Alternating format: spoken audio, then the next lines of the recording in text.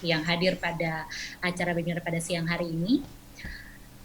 Kita akan melangkah pada pembicara yang kedua, narasumber yang kedua, yaitu jika pada siang hari ini kita berbicara tentang media dan teknologi, maka tidak lengkap rasanya bila kita tidak mendengarkan paparan dari tokoh teknologi informasi, yaitu Bapak Insinyur Ono Widodo Purbo, Master of Engineering PhD.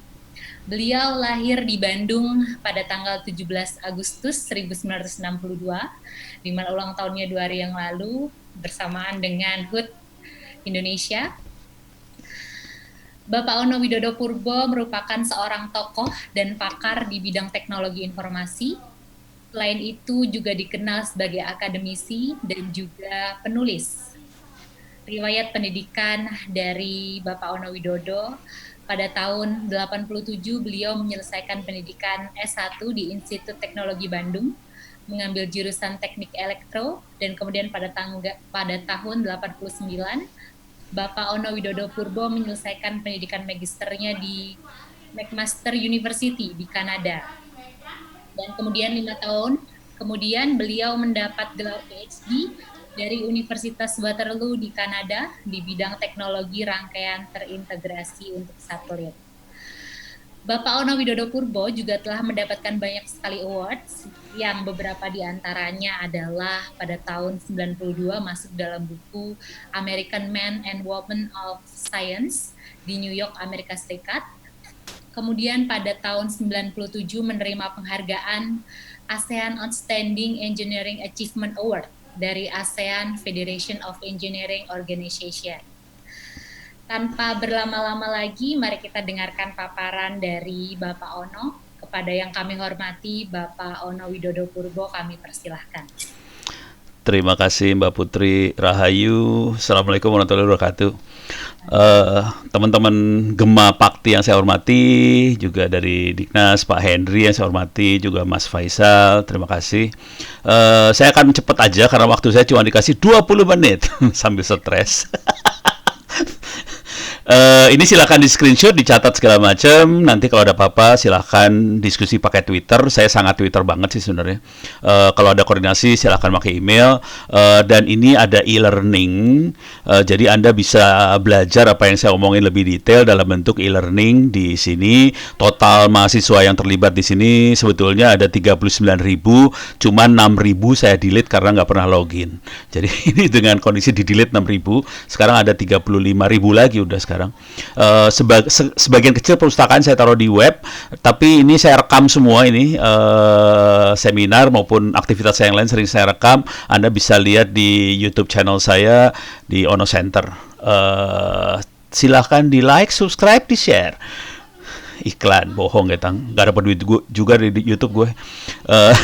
Yang terakhir, kalau pengen ngopi, semua ilmu saya ada di bisa dibaca di sini. Masuk ke Ono Center, ebook, nanti di sini ada cara ngopinya. Nggak usah bayar paling ongkos kirim aja 20.000 perak kalau di Jakarta. 7 terabyte totalnya, 7,3 terabyte ebook, ada sekitar 30 ribuan buku dan sebagainya di situ bisa dikopi. Intinya yang ini sih sebenarnya. Oke. Untuk kesempatan ini, mungkin saya harus kasih background saya dulu ya. Tadi Mas Faisal cerita tentang anak muda, jadi saya gatal sedikit tentang ngomong background saya. Saya ini agak pemberontak sih sebenarnya dari dulunya, dari SMA-nya.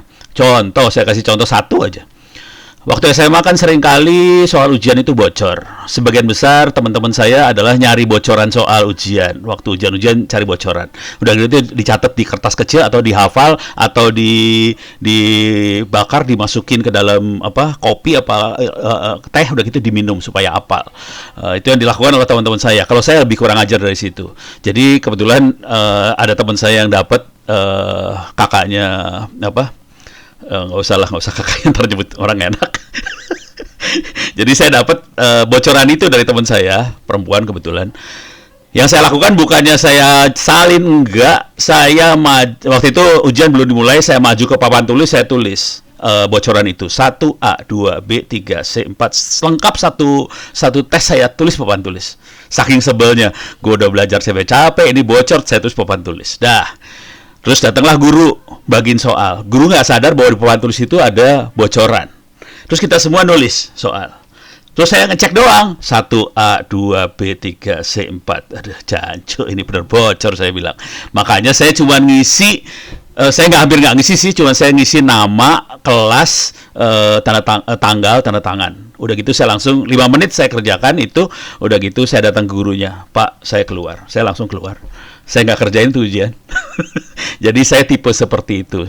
Ternyata apa yang disebut Mas Faisal itu benar. Jadi apa kelakuan minus dari dulu itu mengendap pada diri saya sampai sekarang. Jadi saya emang rada minus kalau udah ngomong-ngomong kayak gitu. Jadi ini dan ini minus yang kedua. Minus yang kedua setelah saya lulus S1, S2, S3. Jadi gelar saya udah S3, saya dosen di ITB. Sebagai dosen di ITB waktu itu bulan Februari tahun 2000. ITB mengadakan seminar tentang hak cipta, hak paten. Oke. Ada 12 orang profesor ngomong di ITB itu, kita penelitian harus hak cipta, kita penelitian hak paten, hak cipta, hak paten. Terus dosen-dosen itu, profesor itu nyuruh saya naik ke atas panggung, saya ngomong, kayaknya ada yang salah deh. Kalau kita punya ilmu, punya pengetahuan, harusnya kita bikin supaya bangsa Indonesia ini dapat manfaat dari ilmu yang kita punya. Yang bikin ilmu aja, yang punya ilmu yang di atas saja tidak pernah mempatenkan ilmunya, malah ngasih ke kita manusia di bumi ini free. Saya turun panggung, Pak Profesor Sugiharjo ngomong ke saya, "No, apa yang kamu ngomongin bener sih, kalkulator yang di atas nggak pernah salah hitung." Tapi saya 2 hari 3 malam saya nggak tidur. Hari ketiga saya bikin surat ke rektor ITB, Pak Rektor, saya mengundurkan diri jadi dosen ITB. Saya pengen bikin pinter bangsa Indonesia. Itu aja suratnya simple. 2 hari kemudian datanglah surat dari ITB, diberhentikan dengan hormat sebagai dosen ITB. Kemudian seminggu kemudian dapat surat dari ITB lagi, tolong gaji terakhir dikembalikan. Keren, Bo. Tapi saya pengen nanya dari Anda semua, berapa orang di sini yang pernah merasakan hidup sebagai pengangguran selama 12 tahun dengan anak dan istri? Saya berani taruhan tidak ada satu orang pun yang pernah seperti itu. Saya bisa, ternyata. Jadi ini filosofinya. Ini hanya mungkin karena kita ada internet sih sebenarnya. Oke, dari situ kita akan coba lihat ya. Jadi poinnya itu sih. Perubahan hidup yang paling drastis yang saya lakukan ya Februari tahun 2000 itu drastis, dan itu merubah cara saya berpikir, filosofi saya semua berubah semua. Oke, kuncinya ada di sini sebenarnya. Anda bisa masuk ke wiki saya. Ini wiki saya onocenter.org/wiki atau LMS onocenter.org. Inilah saya balikin lagi. Ini kuncinya dari sini, tambahin lah. Saya tambahin lah ya.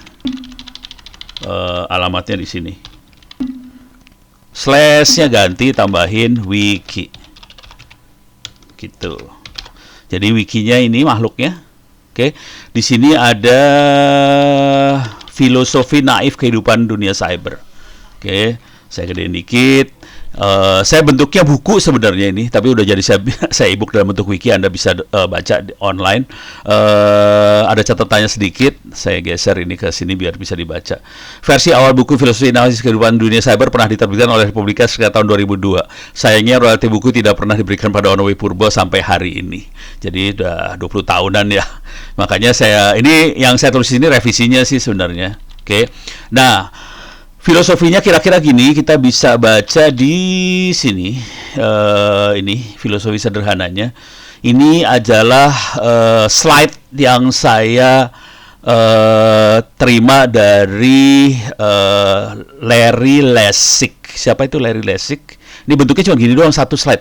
Dia ngomong dalam waktu 2 jam, slide-nya cuma satu gini doang. Keren banget orang satu. Saya kasih lihat dulu ya Larry Lessig. Jadi ini ujung-ujungnya bagaimana kita bisa eksis di dunia cyber sih sebenarnya. Ini Larry Lessig, Lawrence Lessig, ini orang ya. Ini orang keren, asli orang keren. Larry Lessig adalah American Academic Attorney Political Professor di Harvard Law School, di Ethics Harvard juga. Dia orang Harvard, tapi pernah di Stanford juga sih. Oh sorry, ini institusinya udah Stanford sekarang. Jadi dia Stanford, dia orang profesor hukum, dan dia adalah yang menanamkan dasar-dasar tentang cyber law. Oke, ceritanya intinya sederhana aja. Kita punya platform namanya internet, kita punya platform namanya web dan sebagainya, di mana kita bisa interaksi secara online. Oke. Nah, di dunia itu ada 3 hukum sih sebenarnya. 1 hukum tertulis, dan pemerintah kita masih mengacu pada hukum tertulis banyaknya. Satu lagi konsensus, kesepakatan masyarakat, satu lagi adalah norma yang ditentukan oleh yang membuat manusia. Kira-kira kayak gitu. Jadi ada tiga makhluk ini sih. Masalah dengan hukum tertulis atau written law adalah dia terlalu lambat untuk dunia cyber. Kira-kira kayak gitu. Jadi banyaknya kita masuk ke konsensus, ke etika, ke netiquette, ke etiket dan sebagainya. Contoh, kalau nulis jangan huruf besar semua. Itu kayaknya kita lagi marah. Itu adalah etika. Oke, bayangkan seseorang hidup biasanya akan nurut pada siapa? Kalau kita ingat-ingat, kalau kita kerja pasti nurut pada perintah bos. Kalau Anda jadi menteri, nurut sama presiden. Kalau Anda jadi asisten, yang nurut sama manajer yang di atasnya lah segala macam. Bayangkan si Ono ini keluar dari dosen ITB, nggak kerja di mana-mana. Asli saya hampir 12 tahun nggak punya bos di atasnya. Bos manusia nggak ada di atasnya. Jadi akhirnya Ono nurut sama siapa? Ono nurut sama yang ini. Akhirnya kepaksa. Nurut pada yang buat manusia, udah. Oke? Jadi intinya itu. Saya nggak mau panjang lebar di sini supaya kita bisa membahas materi yang lain. Akibat dari itu semua, Anda bisa masuk ke wiki sini. Kemudian kita baca beberapa kesimpulan yang saya dapat lah. Tapi bukan ini yang saya poinnya, nanti saya akan ceritakan teknik-teknik manuvernya supaya kita bisa hidup ini ya, kalimat yang disukai. Kerjakan perintah yang pertama, itu yang paling penting dari semuanya, dan yang penting ini sih sebenarnya. Nilai seseorang, ini pengalaman hidup saya selama bertahun-tahun, hampir 20 tahun lebih yang orang nganggur, nggak kerja di mana-mana.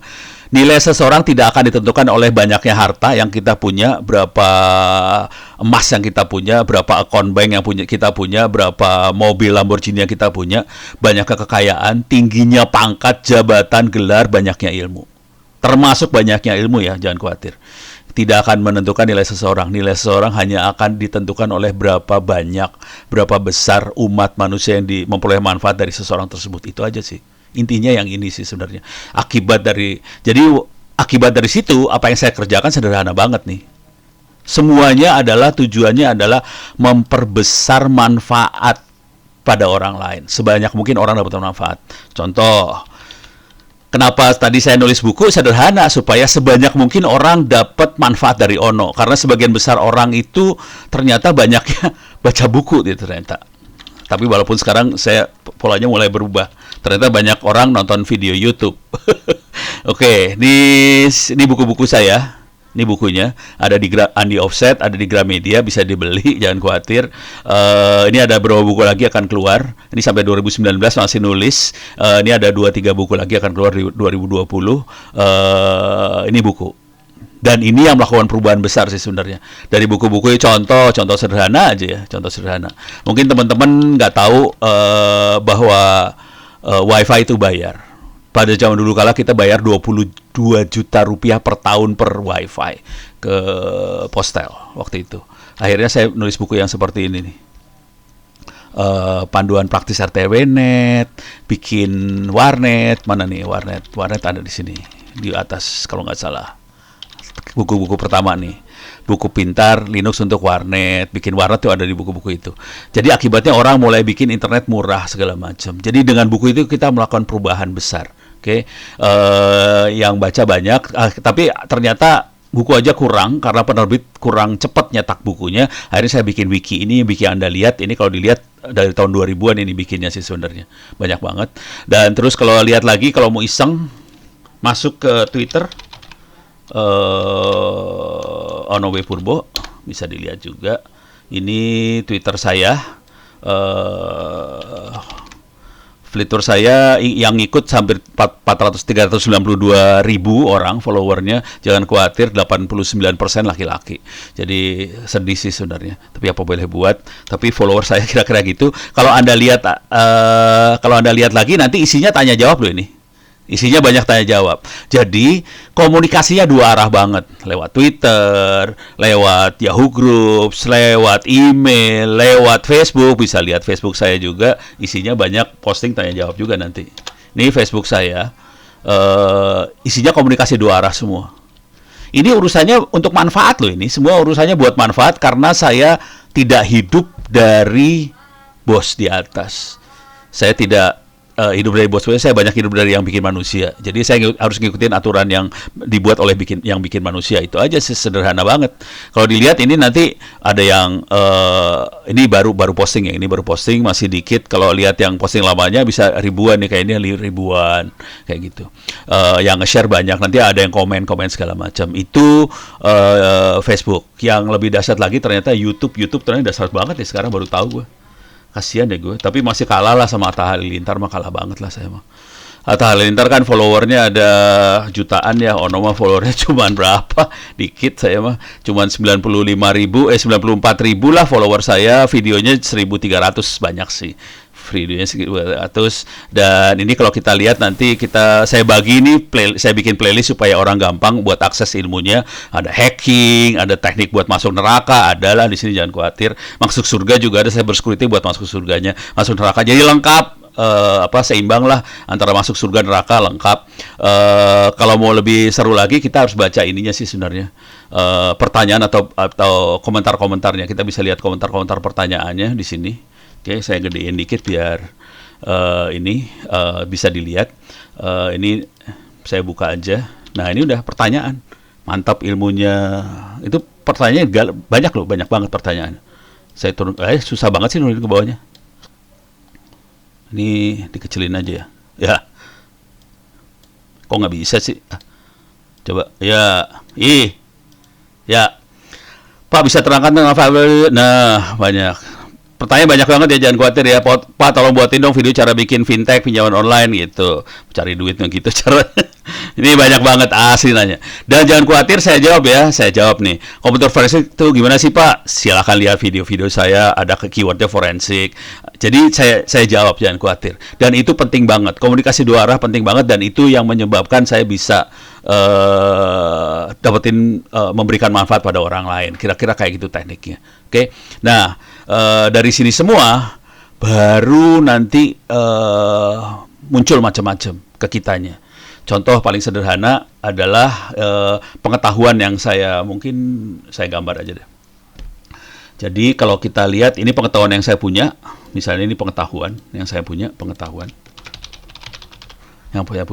sebagian besar dosen, guru besar di ITB berpikirnya aliran kanan semua nih. Jadi mainnya copyright, kanan kan, right, copyright sama hak paten. Sementara yang saya lakukan, akibat dari sini adalah dia tidak mau melepas ilmunya sebelum dikasih duit. Ini konsekuensinya kayak gitu sih. Akibatnya ilmunya nggak berkembang. Apa yang saya lakukan kebalikannya. Saya alirannya copy left.